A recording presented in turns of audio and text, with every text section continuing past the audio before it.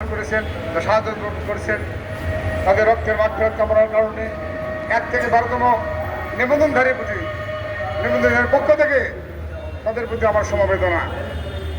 আর 1 থেকে 12তমের প্রতি বলি, আপনারা জানেন 1 থেকে 12তম যে অত্যাচার, অনাচার, অবিচার যে সমস্ত করা আছে, ইনশাআল্লাহ প্রত্যেকটা অবিচার, অনাচার এবং প্রত্যেকটা সালের বকেয়া বেতন সহ আদায় করবো, ঠিক কিনা?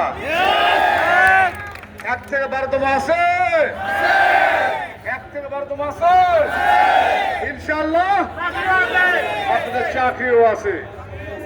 সেই আদলে আপনারা দীর্ঘদিন থেকে দীর্ঘ সময় এই প্রেস ক্লাবে, এই শাহবাগে, এই এনটিএসির সামনে, কখনো পল্টনে, বিভিন্ন জায়গাতে আপনারা আন্দোলন করেছেন, ঠিক কিনা? তারই ধারাবাহিকতায় গত 15ই জানুয়ারি আমরা প্রধানমন্ত্রী দপ্তরে গুলশান দিয়ে গিয়েছিলাম। উনি আমাদের তখন প্রধানমন্ত্রী ছিলেন না, উনি তখন ছিলেন চেয়ারম্যান নির্বাচিত হয়েছিলেন, ঠিক কিনা?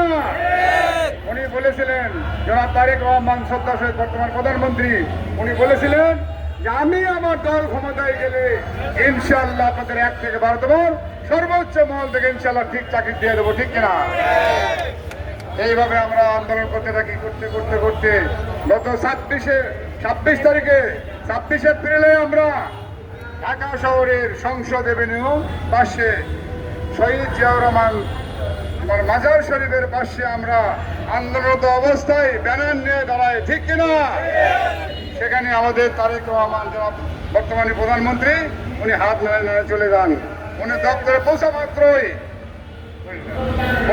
পৌঁছা মাত্রই ওখান থেকে বলেন যে কি হয়েছে বলেন,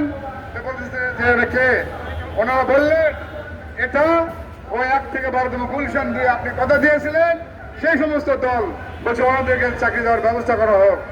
তখন কি বললেন, জনাব মোহাম্মদ অধ্যক্ষ সেলিমকে ডাকলেন, ডাকার পর আমার নাম আব্দুল মোহাম্মদ পলাশ, আমাকে এবং আমার সহযোদ্ধা রিয়াজ উদ্দিনকে ডাকলেন।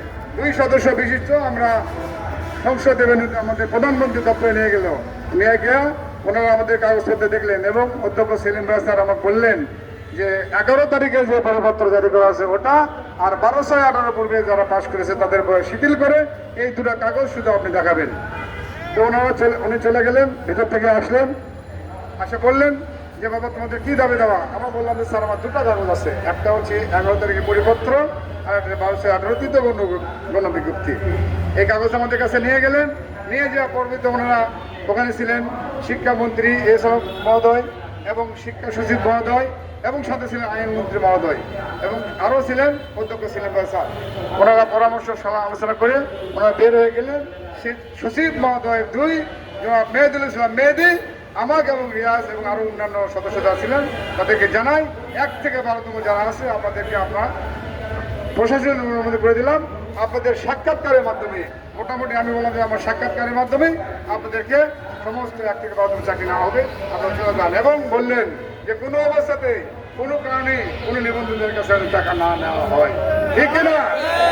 আমার কথা যে আমি আগেও বলছি এখনো বলি যে আমার নিবন্ধনধারী যারা আছে, অসহায় নিবন্ধনধারী, 1টা পয়সা আপনারা দিতে পারবেন না, ঠিক কিনা? এবং দেবেন না। যদি কেউ টাকা আপনাদের কাছে চাই আমাকে জানাবেন, প্রয়োজন মতো আমি প্রধানমন্ত্রী দপ্তরে সেই